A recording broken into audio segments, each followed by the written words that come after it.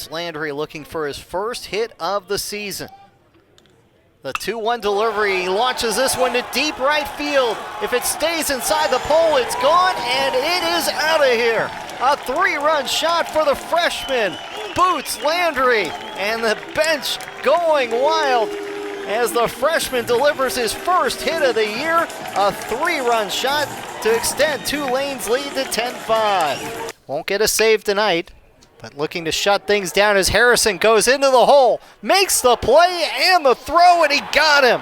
What a play by Kaikea Harrison, going deep into the hole and getting just enough on the throw over to Nate Johnson for out number 2. Whatever he does, if you're Jay Ullman, you don't want him taxing himself too much. Don't want him out running the bases in best case scenario. You don't want him to hit a triple right here? Well, I'm sure he'll take it, but I think he would prefer a 4-bagger and let him trot around the bases. And there's a drive to deep left field. It is gone. It is a 4-bagger for Michael Lombardi, as he will be able to trot around the bases with a 2-run homer as he gives himself some insurance. Lombardi getting his 3rd home run of the season and RBI number 16 and 17 for the Tulane closer. As the crowd comes to its feet, a couple of little kids bouncing up and down, they're ready to see the final out. Lombardi kicks and delivers. It's on the outside corner. It's a 3rd strike, and it's save number 7 of the year for Michael Lombardi, who again records the final 4 outs this afternoon and gets Tulane an 11-5 win.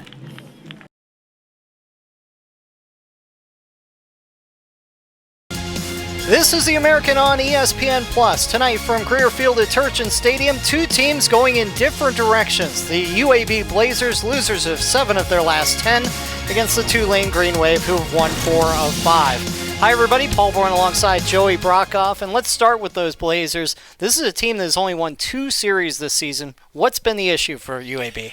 Just consistency. They've lost 10 of the last 14, lost a midweek game to Mississippi State, and right now they're just looking for consistency. They're a good ball team. They beat a ranked Auburn team twice. Well, one guy who has been consistent, Logan Braunschweig. This is the American on ESPN Plus. Today from Greer Field at Turchin Stadium, it is Game 3 of the opening series of the AAC season between the Wichita State Shockers and the Tulane Green Wave. Hi everybody, Paul Boron alongside Joey Brockhoff. And Joey, Wichita State takes Game 1 of this series on Friday and looked like they were in position to take Game 2 after they get an early run in the second and more in the third. Yeah, Wichita State's up 1-0 when Jaden Gustafson comes up and just hits a shot to left center field. An RBI triple put the Shockers up 3-0. Tulane was hitless to that point, but they broke out in the 4th. Gavin Schultz here with a 2-run single, ties it up, and then Jackson Lynn is going to come up and just unload a grand slam over everything to left field. And this puts the Wave up 8-3. From there, Taylor Montiel and Michael Lombardi closed it out. Yeah, Taylor picks up his 2nd win, pitches 2 2/3, gives up 2 runs, none earned, strikes out 6, and Michael Lombardi, being Michael Lombardi, picks up his 6th save, pitched 1 2/3, struck out 4. It was a wild game. Tulane does all their scoring in the 4th inning, but it was enough to force this Game 3, a deciding game between the Wichita State Shockers and the Tulane Green Wave. We'll have the starting lineups and the first pitch when we come back to Uptown New Orleans.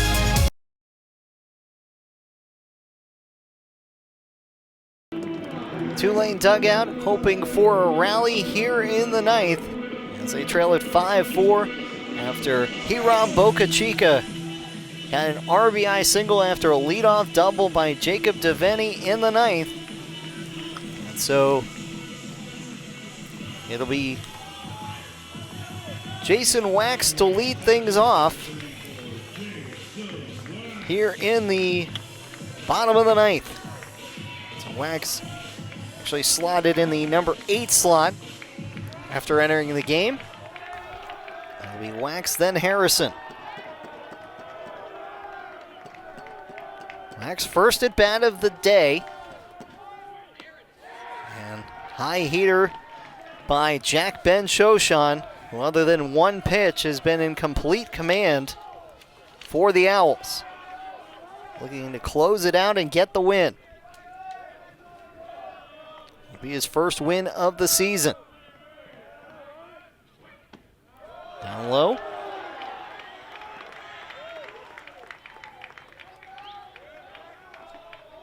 Much better outing for Ben Shoshan than his outing against Tulane last year. He gave up 4 earned runs and did not record an out. Completely dominant tonight other than the solo home run by Tanner Chun. Wax 0 for 4 last night with a couple strikeouts.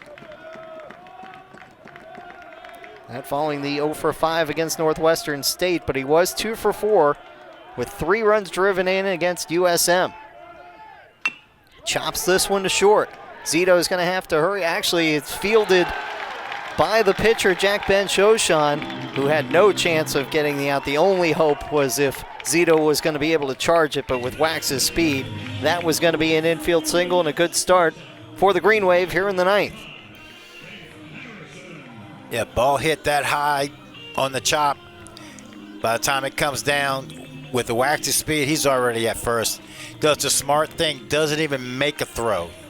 You know, that was one of our rules also, is that you don't make unnecessary throws.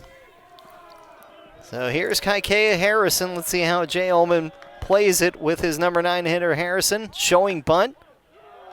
And he pulls it back and takes it outside, 1-0.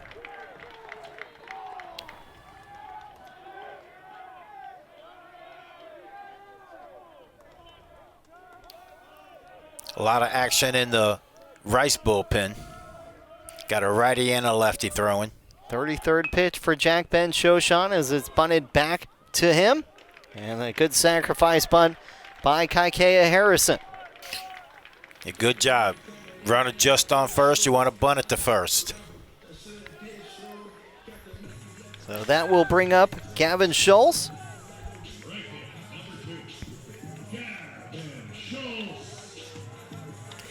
If anybody's doing this team, it's Gavin Schultz.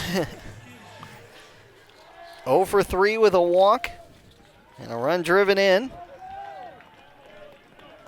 Yet another game where he has reached base.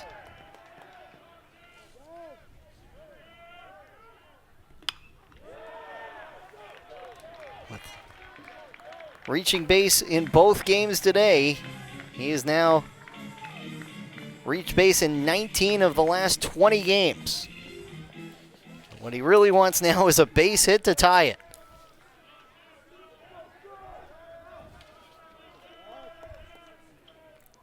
Jack Ben Shoshan's 0-1 delivery to Schultz. Grounded to third. Johnson will look back and now aggressively going to third, and he will get there. Now Wax taking a chance to try and beat the throw over, and he does just that, and now a wild pitch or something like that could tie the game. Taking a huge chance. Usually in this situation, you don't want to make an out at on the bases, especially the last out. Right, the final out of the game. The final out of the game on the bases. You want to save your outs for the bats. But uses his speed, gets there. Now he's in the position to score on a pass ball, wild pitch. He can score on a balk. There's more ways he can score. So now Matthias Haas takes up high with his RBI today. Now 3 RBI in just the last 14 games. So while he has one in this game, he's due for a big one here. A base hit would tie it. Jack Ben Shoshan's 1-0 delivery. Haas hits it to deep right field. Back at the wall. It's gone. It's a 2-run homer for Matthias Haas. A walk-off for the Green Wave as the Owls were that close to a victory, and Matthias Haas walks it off with a 2-run homer. His 3rd of the year, RBI number 21 and 22, and the Green Wave get the sweep winning it by a score of 6-5. Holy cow. What a way to end this game. What a way to end this day. A long day, and after everything, it comes down to this. Unbelievable. Matthias Haas with a opposite field 2-run home run to finish the series with a sweep of the Rice Owls. So almost exactly 7 hours after we got started here in Uptown, 7 hours later, Tulane has won both games of the doubleheader, and they sweep the Rice Owls on a Matthias Haas walk-off. Pitch up in the zone, does a great job, and they know it right away. Especially with it up in the wind. 367 feet for Matthias Haas. Exit speed of 96 miles an hour.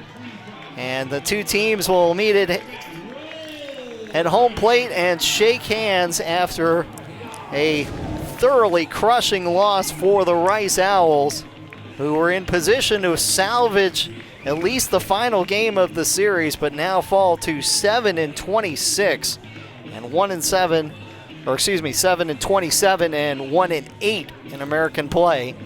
Green Wave now 21-12, and now they have a winning record in conference play. So the Green Wave start this homestand in thrilling fashion, winning game 1 by a score of 7-5, winning game 2 10-3, and winning in a walk-off in the final game of the series. And not everybody was excited about moving it up to a doubleheader today, but the Green Wave will happily hit their pillows tonight with 2 big-time wins. Oh, yeah, they'll get some good sleep tonight. And Lombardi comes in at the end again, even after giving up the base hit that gave Rice the lead, came back and struck out 2, battled. After a long day, they finish it off with a walk-off 2-run home run to sweep the Rice Owls. And boy, do you have to feel for David Pearson. His Owls looked like they were going to get out of here with at least 1 win. And you see that this is an Owls team that certainly has some promise, but boy, you got to learn how to win, right? And this is a crushing way to lose. Well, we mentioned in the 8th inning how the Tulane dugout was trying to get some energy. They never gave up. They always kept supporting the team. Well, it worked out, and the Green Wave, despite only 7 hits, win it in a walk-off homer by Matthias Haas, who the second benefit of the 2-run homer as he gets to show off the physique after a big win for the Green Wave. Tulane winning it and sweeping the series 6-5. All games airing on the ESPN networks are streaming live and archived on the ESPN app. For our entire crew and for Joey Brockhoff, this is Paul Boron saying so long from New Orleans, where Tulane wins it 6-5.